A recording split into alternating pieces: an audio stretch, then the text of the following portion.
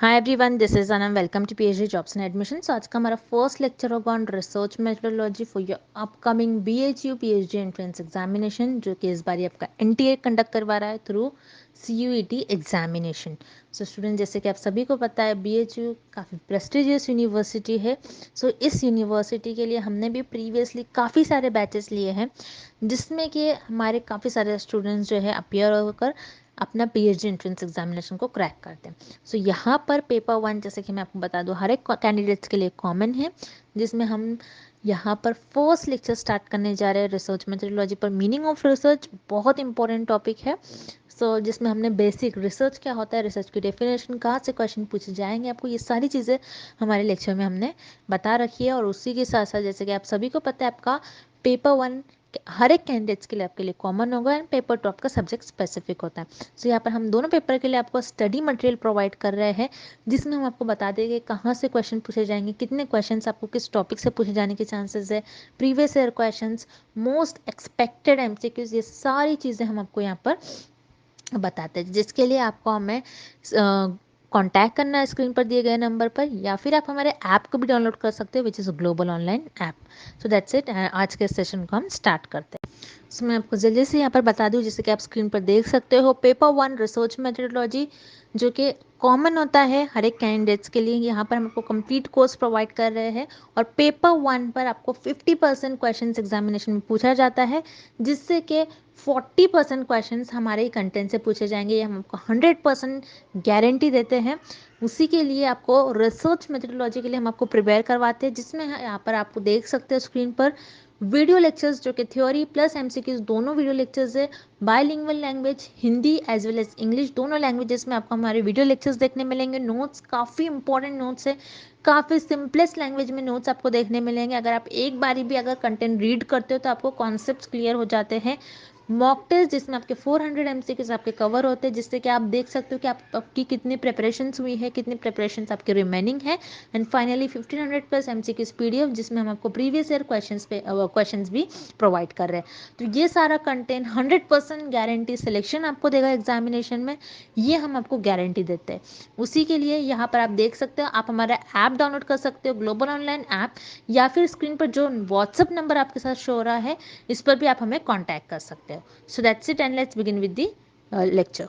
Then मैं आपको जल्दी से बता दूं कि पेपर 2 का भी हम आपको स्टडी मटेरियल प्रोवाइड कर रहे हैं। जैसे कि आप स्क्रीन पर देख सकते हो, ये सारे सब्जेक्ट्स के लिए हम आपको पेपर 2 का स्टडी मटेरियल प्रोवाइड कर रहे हैं, जिसमें आपको notes plus MCQs and previous year questions भी देखने मिलेंगे। तो ये पेपर 2 का कंप्लीट हम आपको इन सारे सब्जेक्ट्स पर स्टडी मटेरियल प्रोवाइड कर रहे हैं विथ 100% पासिंग गारंटी। हमारी कोर्स से आपको क्वेश्चंस पूछे जाएंगे एग्जामिनेशन में। और अगर इसके अलावा भी आपको पेपर 2 का जो भी आपको सब्जेक्ट चाहिए, आप मुझे कमेंट कर पूछ सकते हो। So that's it, and let's begin with the today's lecture. First question, the best meaning of research is. इस क्वेश्चन में हमें रिसर्च की डेफिनेशन फाइंड आउट करनी है।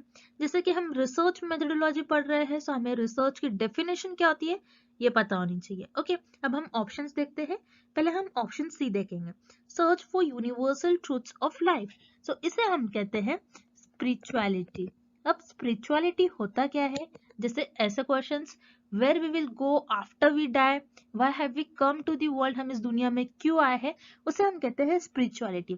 अब स्पिरिचुअलिटी रिसर्च नहीं होती है, दैट्स व्हाई यहाँ पर आपका ऑप्शन सी इनकरेक्ट हो जाएगा। देन आपको ऑप्शन बी गिवन है, arriving at generalisations based on observe data. इस स्टेटमेंट को हम कहते हैं डेटा एनालिसिस। तो डेटा एनालिसिस ये आपके रिसर्च प्रोसेस का एक पार्ट होता है। ओके, अब रिसर्च प्रोसेस क्या होता है, जिसमें आप फर्स्ट स्टेटमेंट डेटा को कलेक्ट करते हो, देन उस डेटा को एनालाइज करते हो, ऑब्जर्व करते हो, और आपके ऑब्जर्वेशंस पर बेस्ड और आपके एनालिसिस पर बेस्ड आप कुछ कंक्लूजन देते हो। बट यहाँ पर आपको ऑप्शन बी जो गिवन है, this is the part of research process, ये रिसर्च की डेफिनेशन नहीं होगी। दैट्स वाई यहाँ पर आपको ऑप्शन बी भी इनकरेक्ट हो जाएगा। देन आपको ऑप्शन ए गिवन है, adoption of scientific method for creation and application of knowledge। तो यहाँ पर साइंटिफिक वर्ड बहुत इंपॉर्टेंट है कि आपकी जो रिसर्च होती है, आपको रिसर्च में साइंटिफिक मेथड्स यूज करने चाहिए, आपकी रिसर्च साइंटिफिक वे में आपको परफॉर्म करनी चाहिए। देन इसी सेंटेंस का नेक्स्ट पार्ट है creation and application of knowledge. So आप क्या करते हो रिसर्च में, न्यू नॉलेज क्रिएट करते हो, न्यू थ्योरी क्रिएट करते हो और उसी नॉलेज का यूज करते हो और कोई प्रैक्टिकल लाइफ में उस प्रॉब्लम को सॉल्व करते हो। ओके, जैसे फॉर एग्जाम्पल कोविड डिसीज के अगेन रिसर्चर ने वैक्सीन डेवलप किया। ओके, तो रिसर्चर ने क्या किया, कोविड डिसीज के अगेंस्ट न्यू नॉलेज पहले डेवलप करी होंगी, न्यू नॉलेज दिया होगा, न्यू थ्योरी डेवलप करी होंगी, उसी नॉलेज का यूज कर कर इस वैक्सीन को फॉर्म किया होगा, इस वैक्सीन को बनाया होगा। तो रिसर्चर ने क्या किया, यहाँ पर पहले नॉलेज क्रिएट करा और उसी नॉलेज का यूज कर कर इस प्रैक्टिकल प्रॉब्लम को सॉल्व किया। सो रिसर्च आपकी साइंटिफिक होनी चाहिए और रिसर्च में हम न्यू नॉलेज और उस नॉलेज का यूज कर कर हम कुछ प्रैक्टिकल लाइफ में उस प्रॉब्लम को सॉल्व करते हैं। तो ये आपकी हो जाएंगी द डेफिनेशन ऑफ रिसर्च। अब रिसर्च में आपको 3 वर्ड्स याद रखने हैं from exam point of view. This 3 words are very important. First point is आपकी रिसर्च साइंटिफिक होनी चाहिए। देन सेकेंड, आपकी जो रिसर्च होती है वो सिस्टमैटिक होनी चाहिए। मीन्स आपको आपकी रिसर्च में कुछ स्टेप्स, कुछ प्रोसेस फॉलो करना होता है। आप रैंडमली कोई भी स्टेप को परफॉर्म नहीं कर सकते हो। तो आपकी रिसर्च सिस्टमैटिक होनी चाहिए। Then third is objective. Means आपकी रिसर्च का एम क्या है, आप रिसर्च क्यों करना चाहते हो, गोल क्या है रिसर्च का। ओके, इसलिए आप ऑब्जेक्टिव परफॉर्म, आपकी रिसर्च क्या होनी चाहिए, आपको आपकी रिसर्च का ऑब्जेक्टिव पता होना चाहिए कि एम क्या है। अगर आप जो आप रिसर्च कर रहे हो उस रिसर्च से जो रिजल्ट्स आ रहे हैं वो रिजल्ट्स क्या कोई प्रैक्टिकल लाइफ में हम अप्लाई कर सकते हैं, क्या लोगों के लिए वो बेनिफिशियल है। इसलिए हम रिसर्च हमारी ऑब्जेक्टिव वे में होनी चाहिए। First is scientific and the second word is systematic and third is objective. अगर आपको एग्जाम में ऐसे वर्ड्स में से कोई एक वर्ड दिखता है डेफिनेशन ऑफ रिसर्च में, दैट मीन्स वो आपकी डेफिनेशन हो जाएगी। दैट्स व्हाई यहाँ पर आपका करेक्ट ऑप्शन हो जाएगा option A, adoption of scientific method for creation and application of knowledge. Next question, which one of the following statements is not correct? इस क्वेश्चन में हमें फाइंड आउट करना है कि कौन सा स्टेटमेंट करेक्ट नहीं है अबाउट रिसर्च। ओके, अब हम ऑप्शंस देखते हैं। Option A, any person can do research.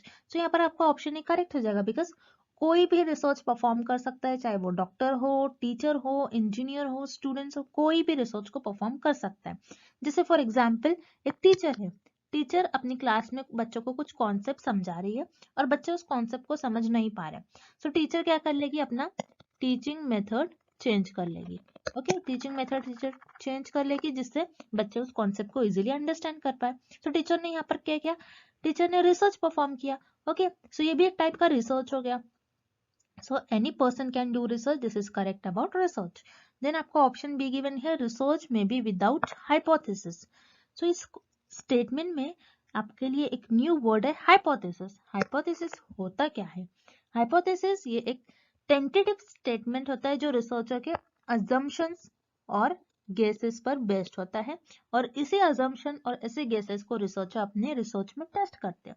जैसे फॉर एग्जांपल एक ड्रग है और रिसर्चर को ये देखना है कि ये पर्टिकुलर ड्रग इस पर्टिकुलर डिसीज को क्योर कर रहा है या नहीं। तो रिसर्चर का अजम्पशन क्या होगा इस केस में कि हो सकता है शायद ये ड्रग इस डिसीज को क्योर करे। सो रिसर्चर का एक अजम्पशन है, रिसर्चर का मानना है, बस इसी मानने को, इसी अजम्पशंस को रिसर्चर अपने रिसर्च में टेस्ट करते हैं और उसे हम कहते हैं हाइपोथेसिस। अब कोई रिसर्च ऐसी होती है जिसमें हाइपोथेसिस की जरूरत नहीं होती है, जैसे एक्सप्लोरेटरी रिसर्च होती है उसमें हाइपोथेसिस की जरूरत नहीं होती है। अब हम नेक्स्ट आने वाले लेक्चर्स में देखेंगे एक्सप्लोरेटरी रिसर्च क्या होता है। अब इस क्वेश्चन के लिए हम बस इतना देखेंगे कि ऐसे रिसर्च जो होती है विदाउट हाइपोथेसिस भी होती है। जैसे फॉर एग्जांपल मुझे देखना है, मुझे स्टडी करना है बटरफ्लाइज के बारे में कि बटरफ्लाइज के आईज कैसे होते हैं, उनके कलर्स कैसे होते हैं, उनके विंग्स कैसे होते हैं, उनके मूवमेंट कैसे होते हैं। सो बस मैं क्या कर रही हूँ, मेरा नॉलेज एक्सपांड कर रही हूँ और मैं कोई एरिया को एक्सप्लोर कर रही हूँ। सो यहाँ पर मुझे हाइपोथेसिस की तो कोई जरूरत नहीं है, मैं बस अपनी नॉलेज को इंक्रीज कर रही हूँ। सो इस केस में क्या होता है, रिसर्च में कभी कभार हाइपोथेसिस की जरूरत नहीं होती है। दैट्स वाई यहाँ पर आपका ऑप्शन बी भी करेक्ट हो जाएगा। देन ऑप्शन सी आपको गिवन है, research is not always systematic. Means research always systematic नहीं होती है इसका मतलब है, बट हमने देखा था research must always be systematic. Research systematic होनी ही चाहिए। अगर आपकी रिसर्च सिस्टमैटिक नहीं होती है तो आपकी रिसर्च इनवैलिड हो जाएगी। सिस्टमैटिक मीन्स व्हाट, आपको प्रॉपर स्टेप्स स्ट्रक्चर परफॉर्म करना होता है और आपको रैंडमली कोई भी स्टेप्स आप रिसर्च में परफॉर्म नहीं कर सकते। ओके, सो यहाँ पर आपका ऑप्शन सी इनकरेक्ट हो जाएगा। This is not correct about research, और हमें क्वेश्चन में भी यही फाइंड करना है which is not correct about research. That's why आपका यहाँ पर करेक्ट ऑप्शन हो जाएगा option C. Next question, research is related with, इस क्वेश्चन में हमें फाइंड आउट करना है कि कौन सा ऑप्शन कनेक्टेड है और लिंक्ड है विद रिसर्च। ओके, अब हम ऑप्शंस देखते हैं। Option A, discovery of new idea. तो यस, रिसर्च में रिसर्चर न्यू आइडिया डिस्कवर कर कर कोई चीजें डेवलप करते हैं। जैसे फॉर एग्जांपल कंप्यूटर्स है, computers, laptop, TV, mobile phones. तो ये सारे रिसर्चर ने क्या किया, अपने आइडियाज के थ्रू इन सारी चीजों को डेवलप किया। दैट्स वाई यहाँ पर आपका ऑप्शन ए करेक्ट हो जाएगा। Research is related with discovery of new idea. Then आपको ऑप्शन बी गिवन है, solution of a problem. Yes, research में रिसर्च हमें हेल्प करता है कोई भी प्रॉब्लम का सोल्यूशन फाइंड आउट करने में। जैसे हमारे लिए एक बड़ी प्रॉब्लम थी जो कि है आपकी कोविड 19 डिसीज। कोविड 19 के अगेंस्ट रिसर्चर ने वैक्सीन डेवलप किया। ओके, सो ये एक प्रॉब्लम थी और उस प्रॉब्लम का रिसर्चर ने वैक्सीन डेवलप कर उस प्रॉब्लम का सोल्यूशन फाइंड आउट किया। सो रिसर्च में हम कोई भी प्रॉब्लम का सोल्यूशन फाइंड आउट करते हैं। दैट्स व्हाई आपका ऑप्शन बी भी करेक्ट हो जाएगा। देन ऑप्शन सी आपको गिवन है, investigation of a problem. Yes, यहाँ पर आपका ऑप्शन सी भी करेक्ट हो जाएगा, बिकॉज रिसर्च में हम कोई भी प्रॉब्लम को इन्वेस्टिगेट करते हैं, मीन्स उस प्रॉब्लम को एग्जामिन करते हैं, उस प्रॉब्लम को और डीप में जानते हैं। ओके, सो यहाँ पर आपका ऑप्शन सी भी करेक्ट हो जाएगा। So here correct option is option D, all the above, because आपका ऑप्शन ए, बी और सी तीनों भी ऑप्शन करेक्ट है। Moving on to the next question, what is the purpose of doing research. इस question में हमें find out करना है कि हम रिसर्च क्यों करते हैं, हमारा एम क्या होता है रिसर्च को परफॉर्म करने का। ओके, सो हम रिसर्च इसीलिए परफॉर्म करते हैं ताकि हम कोई प्रॉब्लम को आइडेंटिफाई कर सके। अब यहाँ पर आपका ऑप्शन ए करेक्ट हो जाएगा, टू आइडेंटिफाइंग द प्रॉब्लम। अब रिसर्च में प्रॉब्लम को आइडेंटिफाई कैसे करते हैं कि एग्जाम्पल के थ्रू हम समझते हैं। मान लीजिए कोई पर्सन है और वो पर्सन सिक है, वो पर्सन बीमार है, उस पर्सन को कोई डिसीज हुई है। तो ये डिसीज जो हुई इस पर्सन को, ये एक न्यू डिसीज है। तो रिसर्चर क्या करेंगे या फिर डॉक्टर क्या करेंगे, उस डिसीज को पहले आइडेंटिफाई करेंगे कि वो डिसीज है क्या। देन आपको ऑप्शन बी गिवन है, to find the solution. Yes, यहाँ पर आपका ऑप्शन बी भी करेक्ट है, क्योंकि रिसर्च इसीलिए की जाती है कि कोई प्रॉब्लम का सोल्यूशन फाइंड आउट कर सके। जैसे यहाँ पर आपने देखा एक पर्सन था और उस पर्सन को कोई डिसीज हुई है और वो डिसीज न्यू है, तो रिसर्चर उस डिसीज को पहले आइडेंटिफाई करेंगे। अब डिसीज को आइडेंटिफाई करने के बाद उसी डिसीज के अगेंस्ट रिसर्चर ड्रग डेवलप करेंगे, और यू कैन से डॉक्टर्स उस डिसीज के अगेंस्ट ड्रग या फिर कुछ ट्रीटमेंट देंगे। तो यहाँ पर रिसर्चर ने और यू कैन से डॉक्टर्स ने क्या किया, इस प्रॉब्लम का सोल्यूशन फाइंड आउट किया। दैट्स व्हाई हमारे रिसर्च का एम और पर्पस यही होता है कि कोई प्रॉब्लम का सोल्यूशन फाइंड आउट करे और कोई प्रॉब्लम को आइडेंटिफाई करे। दैट्स व्हाई यहाँ पर आपका करेक्ट ऑप्शन हो जाएगा option C, both A and B are the purpose of doing research. अब हम नेक्स्ट क्वेश्चन देखते हैं, व्हाट इज रिसर्च। इस क्वेश्चन में हमें रिसर्च की डेफिनेशन फाइंड आउट करनी है। सो अब हम ऑप्शन ए देखते हैं, searching again and again. Searching again and again ये रिसर्च तो होता है, but this is not the proper definition of research. Because अगर मैं ऐसा बोल रही हूँ कि एक बुक है और उस बुक को मैं डेली रीड कर रही हूँ, सो वो रिसर्च तो नहीं कहलाएंगी, क्योंकि मैं बुक को तो डेली रीड करते जा रही हूँ लेकिन मैं कोई new theory, new concept, new ideas develop नहीं कर रही हूँ। दैट्स वाई यहाँ पर आपका ऑप्शन ए इनकरेक्ट हो जाएगा, ये आपका रिसर्च की डेफिनेशन नहीं होगी। देन ऑप्शन भी आपको गिवन है, collection of information. Collection of information ये भी आपकी रिसर्च नहीं होगी। दैट्स वाई यहाँ पर आपका ऑप्शन बी भी इनकरेक्ट हो जाएगा, बिकॉज अगर मैं ऐसा कर रही हूँ कि मैं इंटरनेट के थ्रू कुछ इंफॉर्मेशन ले रही हूँ और उस इंफॉर्मेशन को कलेक्ट कर कर रख रही हूँ, तो ये रिसर्च हो गई क्या। मैं कोई पीडीएफ उठा रही हूँ और उस पीडीएफ को अपने पास कलेक्ट करके रख रही हूँ, या फिर कोई इंफॉर्मेशन कोई सोर्सेस से कोई बुक लेकर आ रही हूँ मैं अपने पास रख रही हूँ। कोई इंफॉर्मेशन को अगर मैं कलेक्ट कर रही हूँ तो उसे हम रिसर्च नहीं कहते हैं। दैट्स वाई यहाँ पर आपका ऑप्शन बी इनकरेक्ट हो जाएगा। Then option C, working in a scientific way to search for truth of any problem. So yes, यहाँ पर आपका option B correct, C correct हो जाएगा, क्योंकि देख रहे हो जैसे आप इस सेंटेंस में और इस डेफिनेशन में आपको एक वर्ड आ गया है साइंटिफिक। तो मैंने आपसे जैसा फर्स्ट क्वेश्चन में भी कहा था कि scientific word is very important, कि अगर आप आपकी डेफिनेशन में जब भी साइंटिफिक या फिर ऑब्जेक्टिव या फिर सिस्टमैटिक ये वर्ड्स देखते हो तो वो आपकी रिसर्च की डेफिनेशन हो जाएगी। सो हम रिसर्च को साइंटिफिक वे में परफॉर्म करते हैं, कोई भी प्रॉब्लम को फाइंड करने में, कोई भी प्रॉब्लम का सॉल्यूशंस फाइंड आउट करने में। सो दैट्स व्हाई यहाँ पर आपका ऑप्शन सी करेक्ट हो जाएगा। This is the definition of research, working in a scientific way to search for truth of any problem. Okay, next question, research refers to. इस question में हमें find out करना है कि हम किस ऑप्शंस पर रिसर्च परफॉर्म कर सकते हैं।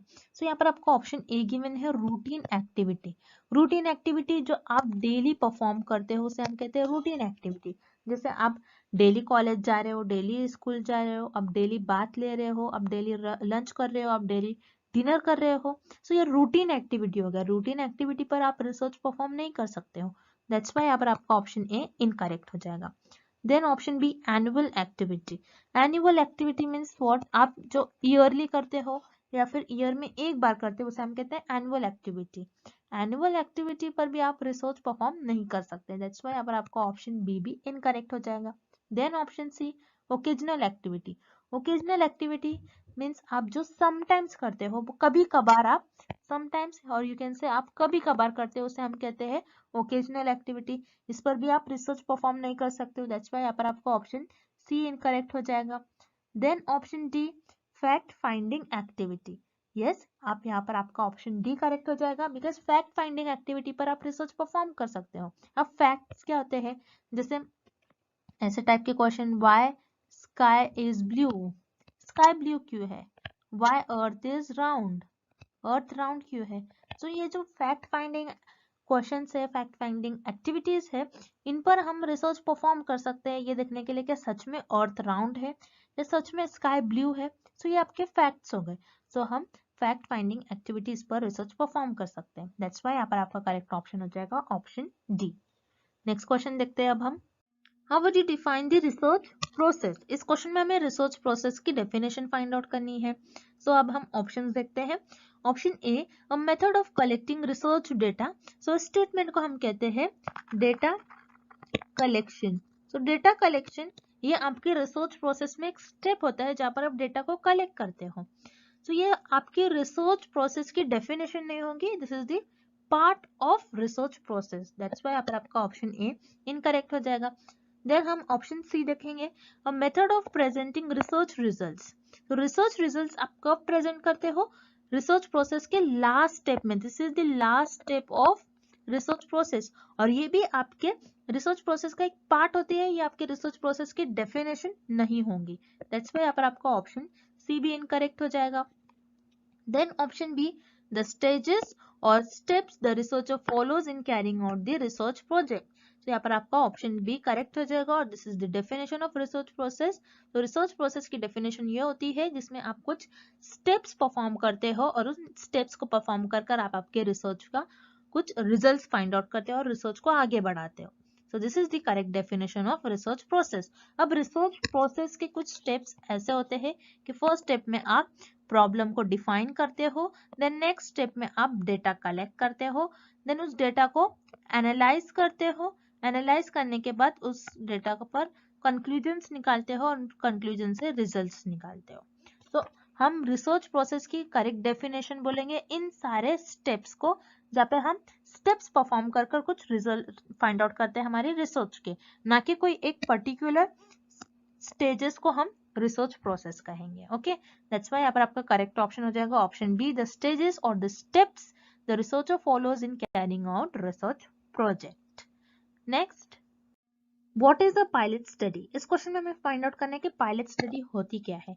सो पायलट स्टडी में पायलट्स एंड एयरप्लेन्स इन्वॉल्व नहीं होते हैं। दैट्स व्हाई यहाँ पर आपका ऑप्शन बी और सी इनकरेक्ट हो जाएगा। Then here option A, a small scale preliminary study. Yes, pilot study वो होती है जो रिसर्चर पहले एक स्मॉल स्केल पर करते हैं, अगर वो स्टडी सक्सेसफुल होती है तो उसे एक लार्ज एरिया पर, एक बड़े एरिया में रिसर्चर लॉन्च करते हैं। जैसे फॉर एग्जाम्पल गवर्नमेंट ने mid day meal program launch करा है। So mid day meal program क्या होता है कि कोई स्मॉल डिस्ट्रिक्ट में गवर्नमेंट कुछ स्कूल्स में बच्चों को खाना प्रोवाइड करते हैं ये देखने के लिए कि बच्चे स्कूल में आ रहे हैं या फिर नहीं, कि उनका एनरोलमेंट बढ़ रहा है नहीं। सो यहाँ पर गवर्नमेंट ने मिड डे मील प्रोग्राम किया है। सो गवर्नमेंट ने मिड डे मील प्रोग्राम किया तो एक स्मॉल डिस्ट्रिक्ट में ही पहले government mid day meal program launch करेंगे ये देखने के लिए कि बच्चों का एनरोलमेंट बढ़ रहा है या फिर नहीं। अगर बच्चों का एनरोलमेंट बढ़ रहा है, अगर ये प्रोग्राम सक्सेसफुल होता है, सो गवर्नमेंट क्या करेंगे, इसी प्रोग्राम को हर एक सिटी में लॉन्च करेंगे। सो इसे हम कहते हैं पायलट स्टडी। तो यहाँ पर आपका करेक्ट ऑप्शन हो जाएगा option A, a small scale preliminary study. Okay, next, which of the following options are the main task of research. इस क्वेश्चन में हमें फाइंड आउट करना है कि रिसर्च के मेन टास्क क्या होते हैं। तो अब हम ऑप्शंस देखते हैं। Option A, to learn new things. तो यहाँ पर आपका ऑप्शन ए करेक्ट हो जाएगा, बिकॉज रिसर्च का एम ही होता है कि हम कुछ new theory, new concept, new ideas को डेवलप करें। सो उसके थ्रू हम कुछ ना कुछ न्यू नॉलेज सीखते रहते हैं। सो यहाँ पर आपका ऑप्शन ए करेक्ट हो जाएगा। Then option B, research gives you the latest information. So यहाँ पर आपका ऑप्शन बी भी करेक्ट हो जाएगा, बिकॉज जैसा हम देखते हैं कंप्यूटर्स में न्यू न्यू लैंग्वेजेस आते हैं, मोबाइल्स में कुछ प्रोग्राम्स आते हैं, कुछ एप्स आते हैं। तो जब भी कोई न्यू थिंग्स डेवलप होती है, सो उसके थ्रू रिसर्च है या फिर हम लोग कुछ ना कुछ न्यू इंफॉर्मेशन, लेटेस्ट इंफॉर्मेशन सीखते रहते हैं। So research give us the latest information, ये भी करेक्ट हो जाएगा। Then option C, research helps with solving the problem. तो यहाँ पर आपका ऑप्शन सी भी करेक्ट हो जाएगा, बिकॉज रिसर्च में हम कोई प्रॉब्लम को सॉल्व ही करते हैं। जैसे फॉर एग्जाम्पल कोई डिसीज है, कोई पर्टिकुलर डिसीज है, कोई न्यू डिसीज है, उस डिसीज के अगेंस्ट रिसर्चर को ड्रग फॉर्म अप करना रहता है या फिर you can say vaccine form करना रहता है। So this is nothing but problem.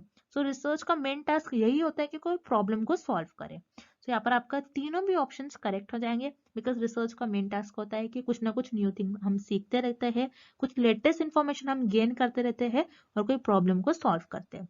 That's why यहाँ पर आपका करेक्ट ऑप्शन हो जाएगा option D, all the above. Moving on to the next question, how to जज the depth of any research. इस क्वेश्चन में हमें फाइंड आउट करना है हम किसी भी रिसर्च की इंपॉर्टेंस, किसी भी रिसर्च की डेप्थ को कैसे जज कर सकते हैं। सो यहाँ पर आपको ऑप्शन ए गिवन है, बाय रिसर्च टाइटल। क्या हम किसी भी रिसर्च की टाइटल से उस रिसर्च को जज कर सकते हैं? नहीं, बिकॉज जैसे फॉर एग्जाम्पल मेरे पास एक टाइटल है, स्टडी ऑन वायरसेस। तो इस टाइटल से कि मैं उस रिसर्च को जज कर सकती हूँ कि वो रिसर्च अच्छी है या फिर नहीं है?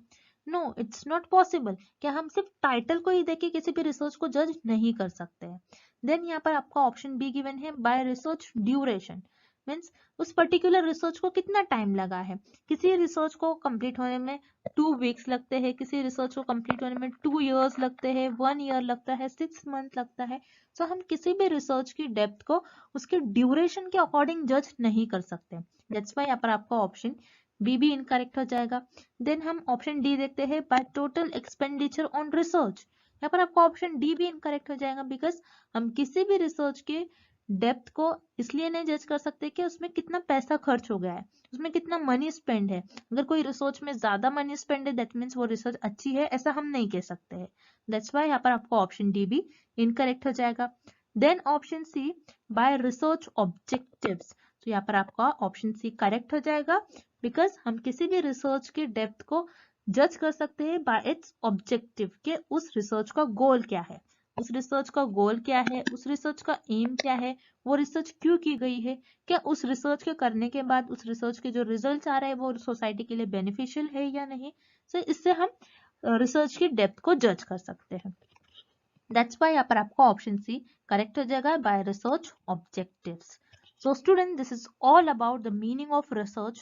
I hope the definition of or the meaning of research is clear to everyone. Thank you for watching this session and good luck with your preparations.